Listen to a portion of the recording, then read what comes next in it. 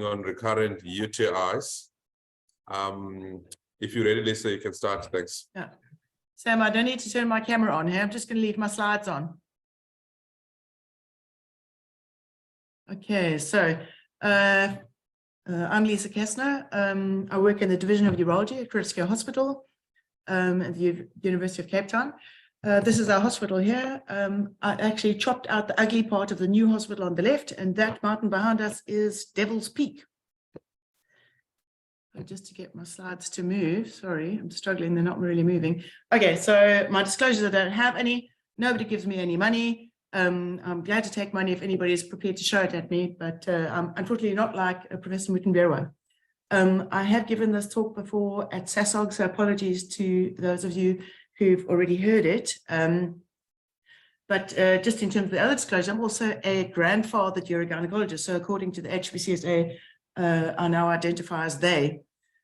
So I'm not sure how many of you have gone have seen the amazing lecture given by Prof. Mutenberwa a week or two ago. But just to prove to you that us in Cape Town, we're also quite amazing.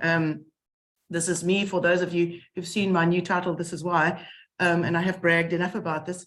But really, it's actually more because of this. It's not every day that somebody like me has juju at her graduation. So maybe coincidence, maybe not, but I'm taking the victory. So just to get a bit serious, I'm here to talk about UTIs. So according to the EAU, this is how we're supposed to think about UTIs, and specifically recurrent UTIs. But most of the time, this is what it feels like. This is a long day. You still have very far to go to get to your destination, and it actually can be quite disheartening to deal with patients who have recurrent UTIs. So what is a recurrent UTI? Well, it's according to the EAU, it's 3 UTIs in a year or 2 UTIs in 6 months. According to the ICS, you actually have to have an appropriate clinical history and a diagnostic test, but the numbers are pretty similar. It's 3 in 12 months. They don't mention the 2 in 6 months. According to the AUA, they want 2 culture-proven episodes with symptoms within 6 months or 3 within 1 year. So just to remind you the difference between a complicated and uncomplicated UTI. Basically, an uncomplicated UTI is an acute infection in a non-pregnant woman without any anatomical abnormalities or functional abnormalities or other comorbidities. Everything else is complicated. So when you're trying to deal with a patient with a suspected recurrent UTI, you obviously have to make sure that that's indeed what they have. And you really do need to look out for the red flags, all of those things which may suggest bladder cancer, genitourinary TB, bilharzia, or interstitial cystitis, painful bladder syndrome, should really kind of set you off into the opposite direction. We're not going to talk about that today. One of the other things you need to make sure of in a patient with recurrent UTIs is that they can empty their bladder. Another thing which may be relevant in the history is whether or not they've been in hospital recently.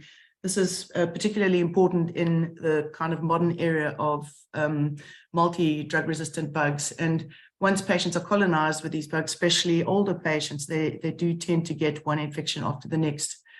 It's also useful to ask whether patients have had previous UTI issues, because often they will give a history that they had in the past multiple UTIs, which then get improved before the current episode that they're presenting with. Also important to ask about surgery, especially prolapse surgery and anti-incontinence procedures, just to make sure you're not dealing with an eroded tape or suture. You should also be asking about pediatric urological procedures. Unfortunately, we have seen a few disasters with things eroding into the urethra, especially tapes that have been put in after patients have had pediatric anti-incontinence procedures. Another thing we need to ask, especially in our context, is trauma. We had one lady present with a recurrent UTI who actually had a bullet in her bladder. And obviously pneumoturia. It's important, especially in the older population, to ask about pneumoturia so that you don't miss a fistula. So most of the patients are quite upset. They want to know, why me, why me? And there's obviously age related risk factors in young women. It's mostly related to their coital history, but also to family history and sometimes childhood history. In the postmenopausal woman, it's more related to menopausal status, prolapse, and functional status. So in terms of diagnosis, once you reach the setting of a recurrent UTI, there's not really space anymore to be making clinical diagnosis of UTI. You really should be culturing these patients every time they get a new UTI. In terms of when else to do urine MCNS, you should know this by now, but obviously in patients who have a suspected pyelonephritis, if a patient has atypical symptoms, if they're pregnant, or if they're within the first month after completion of treatment for another UTI. So when one looks at investigation of patients that, or usually women with recurrent UTI, the diagnostic yield is quite low.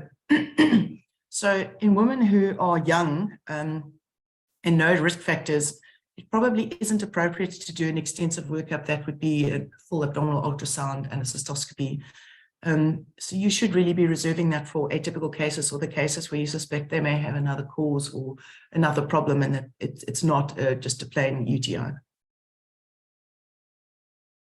So one of the first things patients usually figure this out themselves is the old lady advice.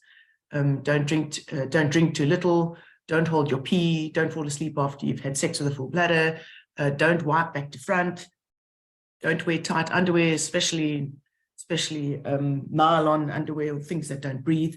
But there's limited evidence for these behavioral modifications. Patients generally are already doing it by the time they arrive, and I think most of us do still recommend these behavioral modifications. Water intake, in fact, does have relatively good evidence that it makes a difference, but only in premenopausal women who don't take enough fluid in. So in those patients who have been taking less than 1.5 liters a day, you can decrease the cystitis episodes and the antibiotic usage just by telling them to drink more than 1.5 liters a day. Vaginal estrogens also do help in the prevention of recurrent UTIs. They work better than placebo, but not as good as antibiotics, obviously. Just remember, it's vaginal estrogens, oral estrogens aren't effective. And this, as you can see, this is the EAU recommendations at the bottom. It has a strong recommendation. Remember, this may also help in patients who have urge urinary incontinence. So these problems can often coexist. And so I would really recommend in the postmenopausal woman, one should really be considering, or you shouldn't forget, vaginal estrogens. What about vaccines? So this is a meta-analysis looking at the use of vaccines to prevent or manage recurrent UTIs. And there's quite a few different vaccines available in the market. I'll speak about them in the next slide. But because of the heterogeneity, also the differences in endpoints that were used, we can't really comment on them. And the conclusion was that one should really be doing a little bit more research. But just to tell you what's out there, there's a few different ones. There's an oral one, there's a vaginal pessary version, there's an intramuscular injection. And as you can see, 2 of them cover only E. coli, but the vaginal pessary version covers a multitude of enterobacteria. So the recommendations from the EAU for the use of vaccines in patients with recurrent UTI is actually quite strong. So the evidence is not bad. In South Africa, we actually do have one available. This is Euromune. And this is one of the initial registration studies. It was when it was initially trialed, it was called MV140. And you can see here, this is Kaplan-Meier graph. You can see here, they're definitely at 3 and 6 months for Euromune, definitely a much longer time before they start getting UTIs, much lower number of UTI episodes at 3 and 6 months. And also in the bottom right corner, you can also see this is the SF36 score. Definitely shows much better quality of life scores in patients who had the vaccine. This is a sublingual spray that you have to use for about 3 months. What about probiotics? So these listed above are the ones that are the most effective, but there's very little data on the route of admission, the optimal dosage, and the treatment duration for this kind of prophylaxis. So although there's relatively good evidence for the use of probiotics, the recommendation is weak just because of that uncertainty in terms of the admission and also the doses of these various probiotics. What about cranberry juice? Well, you know, there's as you can see here, this is a 1A recommendation, so there's not bad evidence. But there's quite a weak recommendation, and that's probably because of the differences in formulations of various cranberry preparations. But if you think about it, there's a favorable benefit to harm ratio. There's no harm in taking a little bit more fruit in your diet. So if your patient enjoys Cosmos, you should encourage them to drink a few more every Friday. Something else which can be used, one of the other over-the-counter options is the mannose. It binds to type 1 poly and saturates these fimbriae. So just for those of you who can't remember, these are little things on the hores that are in the urine, and this basically saturates them like Velcro, and they can't attach to the urothelium. So these are mostly found on E. coli, but they're also found on some Klebsiella and Enterobacteria. So they are quite useful. The recommendation is weak, but there is some evidence that they work. The dose is also quite variable in the studies that I found, 1 to 1.5 grams, 2 to 3 times a day. And there's also some thought that it acts not only as a saturator of the type 1 pili, but it also works as an immune modulator. So this is widely available. You can buy it on Takealot, you can buy it at your health shop. So in patients who have not responded, it really is quite useful to at least offer this as well. What about methanamine? So this is another preparation, which is not in fact an antibiotic. It's a urinary antiseptic, and it's excreted by the kidneys as methanamine and hyperic acid. It's actually converted in the tubal to formaldehyde, and this is obviously bacteriostatic because it breaks down bacteria. The hyperic acid actually acidifies the urine more. So the dose is 1 gram twice a day, and although it's formaldehyde, which is quite disturbing, according to the Scientific Committee on Health and Environmental Risk, it's in the small quantities that it's produced in the urine, it really isn't considered to be carcinogenic. So you can see the evidence 1B and a strong recommendation. So what about installations? So we're quite familiar with intravesical installations of hyaluronic acid and chondroitin sulfate for interstitial cystitis and radiation cystitis. And it has also been used in UTIs, in recurrent UTIs, and does seem to reduce the recurrence rate and the number of UTIs per year. So for those of you who can't remember, basically you're replacing the mucus layer on top of the bladder, which prevents entrance and adhesion of bacteria. The evidence for the use of the combination is much better than for the hyaluronic acid alone. But unfortunately, in South Africa, we only have Cystistat, which is only hyaluronate. When you're going to use Cystistat, it is available. It's easy to administer, but you do need to follow a few rules or you'll get yourself into trouble. Make sure you dipstick, the patient doesn't have an infection when you're administering it. Give a prophylactic antibiotic dose, and you need to give it once a week for 6 weeks, and you can top up as you need. One of the other tricks I've learned is to use single-use hydrophilic catheters, which seems to be less traumatic and seems to reduce the number of breakthrough UTIs when you're actually using this treatment. And then antibiotics. We're quite familiar with this. This is kind of the bread and butter for a urologist in a patient with recurrent UTIs. So there's a few different strategies. The one is continuous. And one needs to note, though, that the efficacy of a continuous protocol actually is similar to just giving the patient post-coital doses of antibiotic if they do report post-coital recurrent UTIs. We're not really sure how long you need to give it for, anything from 3 to 6 months. If one looks at the EAU guidelines, they recommend nitrofurantoin, fosfomycin, or trimethoprim. They actually recommend against using Augmentin because of the environmental impact. I think there's a lot more awareness now of antibiotics being excreted into our water supply, and that's probably why it's no longer recommended.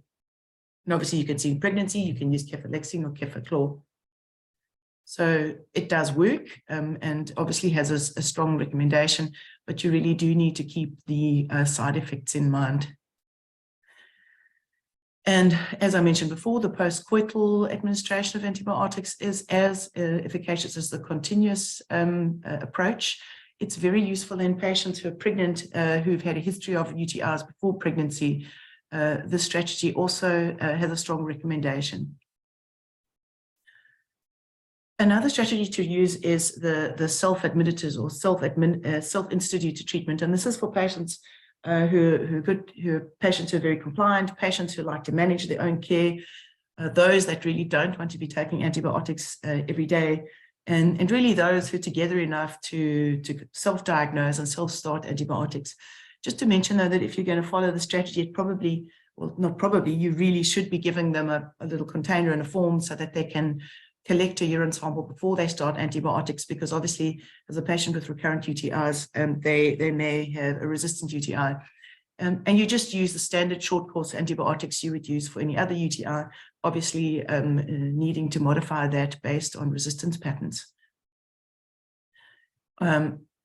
This doesn't have as strong recommendation or as strong evidence as the other approaches, but it really is quite useful in a patient who wants to manage their care and who doesn't want to be on continuous antibiotics.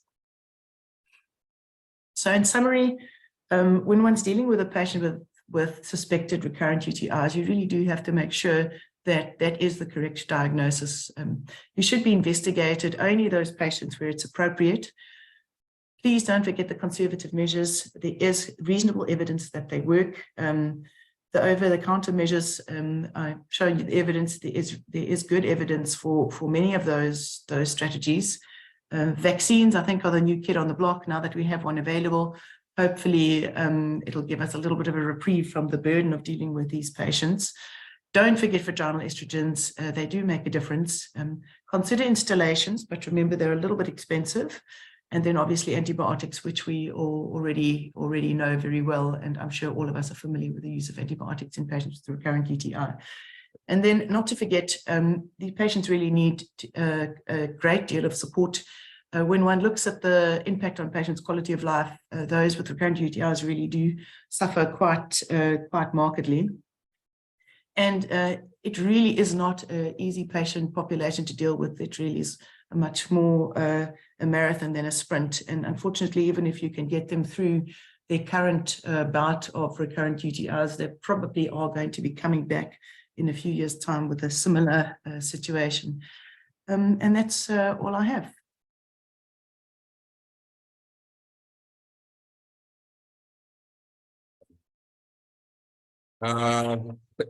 Thanks a lot, Lisa, for an excellent talk on recurrent UTIs, which is a common problem. I see there's a question from Prof. Mutambira. Prof. Mutambira?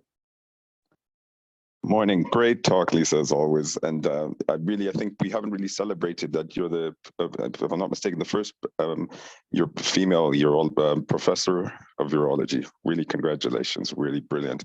You're an honor to. Anyways. My question, okay, number one, there's some data, I mean, it must be about 20 years ago or something, but there was some data which used to show that if even patients with recurrent UTIs, after about a year and a half, the specific type of bacteria will change, and then they won't be getting recurrent urinary tract infections again.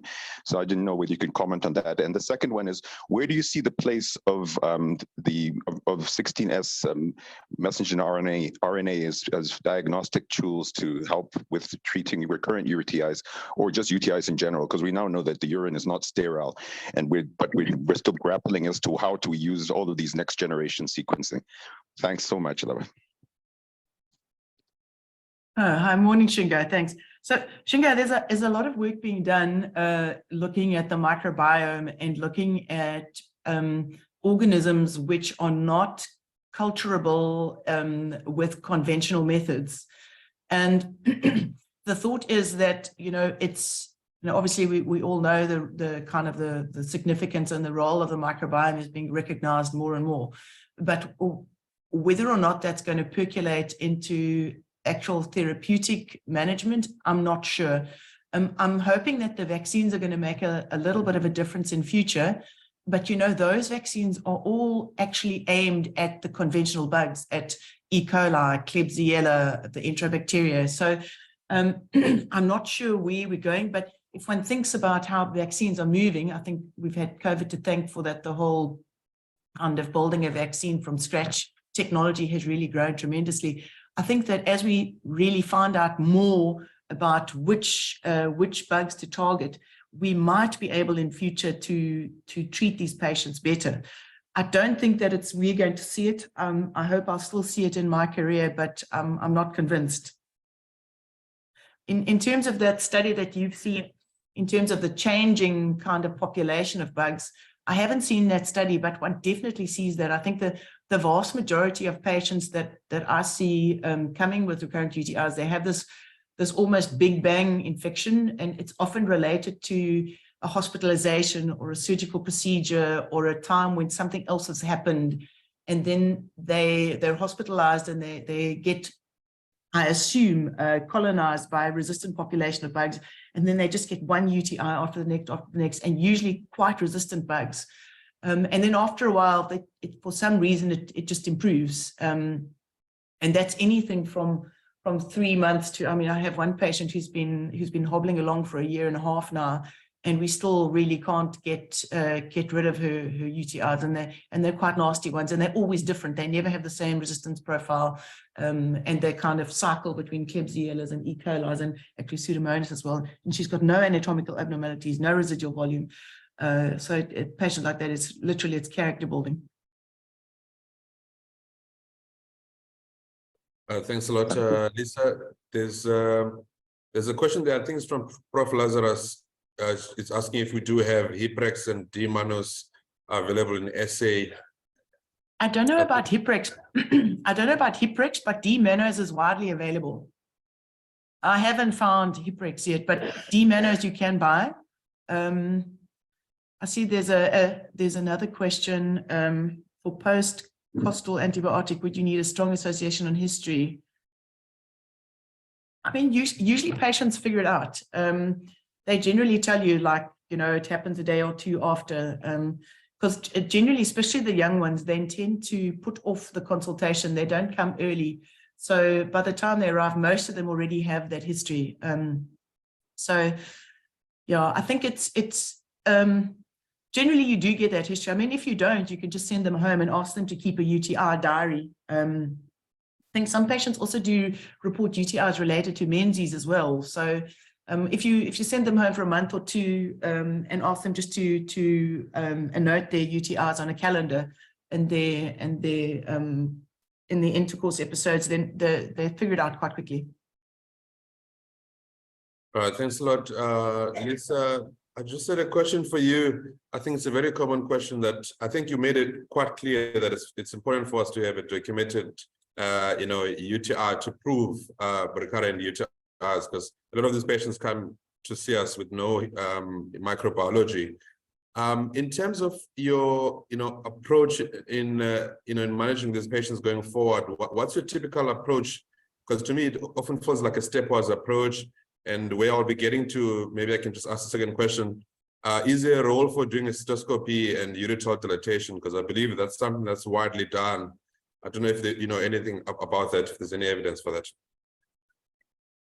No, yeah, I know it's widely done, but there's not really evidence for it. I think there's actually, in terms of the guidelines, especially in the younger patient, they actually recommend against extensive investigation just because of the low pickup rate.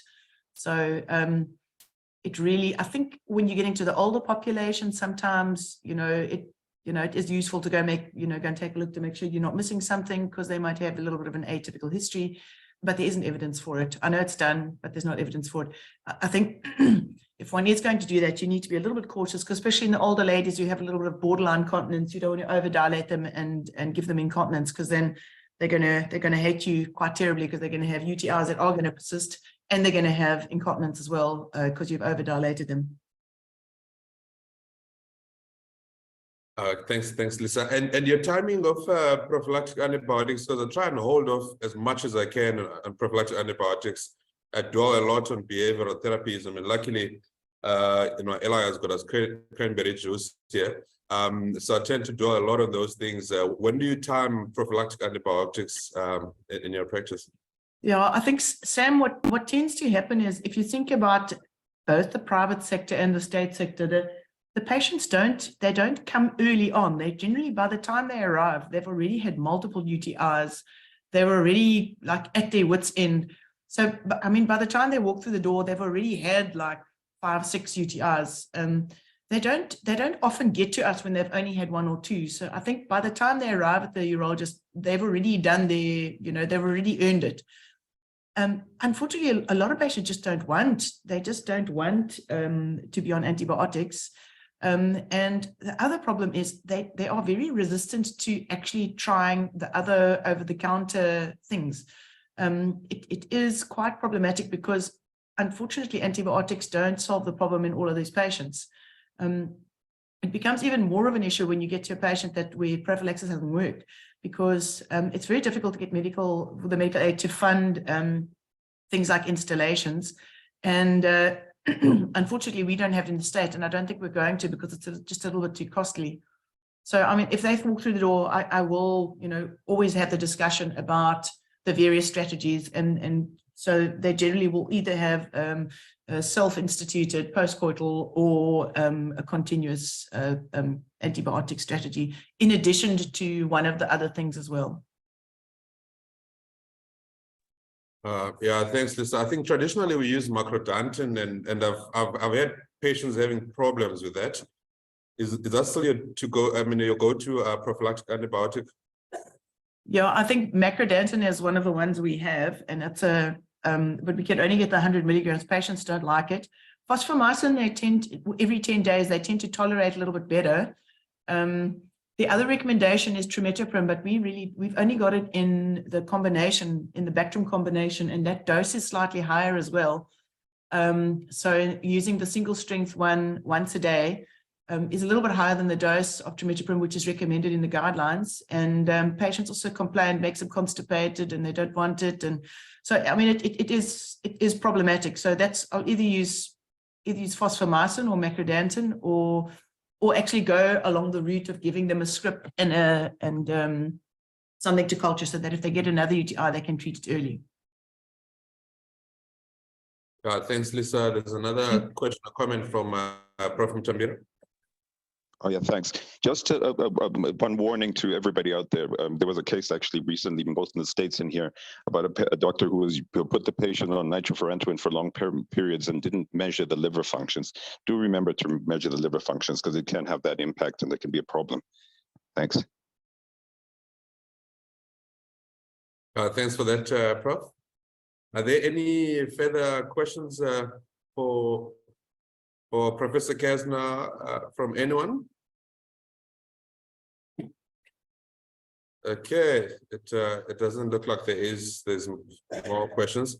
But thank you so much, Lisa, for an excellent talk on recurrent UTI, which is such, a bit of a challenging topic. Well, not a challenging topic, but I think the patients are more challenging than the topic.